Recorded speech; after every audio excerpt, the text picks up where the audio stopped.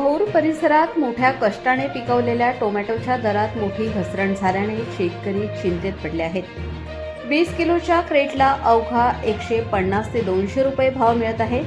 या पडत्या भावामुळे टोमॅटोची लाली उतरली असल्याने शेतकरी मोठ्या आर्थिक संकटात सापडले आहेत। एकीकडे साखर, कांद्याचे दर गगनाला भिडले असताना टोमॅटोसह बहुतांश फळभाज्या आणि पालेभाज्यांचे दर गेल्या काही दिवसात मोठ्या प्रमाणात घसरले आहेत।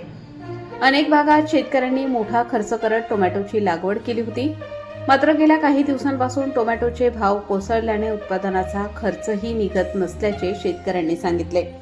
त्यामुळे टोमॅटो फेकून देण्याची वेळ शेतकऱ्यांवर आली आहे। किलोला केवळ 5 ते 9 रुपये भाव, यामुळे घसरलेले भाव काही दिवसांपूर्वी उष्णतेची तीव्रता आणि पावसाने घेतलेल्या दीर्घ विश्रांतीमुळे भाजीपाल्याची आवक घटली होती, त्यामुळे टोमॅटोसह भाज्यांचे दर वाढले होते।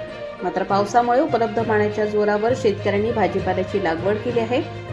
कमी कालावधीत उत्पादन मिळत असल्याने शेतकरी पारंपरिक पिकांऐवजी भाजीपाल्याच्या टोमॅटो पिकांकडे वळले आहेत।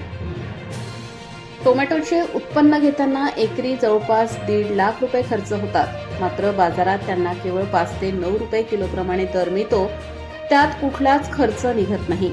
एकीकडे शेतकऱ्यांच्या मालाला भाव नाही आणि व्यापारी मात्र तोच माल चढ्या भावाने विकतात। शेतकऱ्यांनी कसे जगावे असा प्रश्न उपस्थित राहिला आहे। बापू कृष्णा पवार, टोमॅटो उत्पादक, भौर, प्रबंधभूमी, महाराष्ट्र न्यूजसाठी शरद पवार, देवळा, कळवण।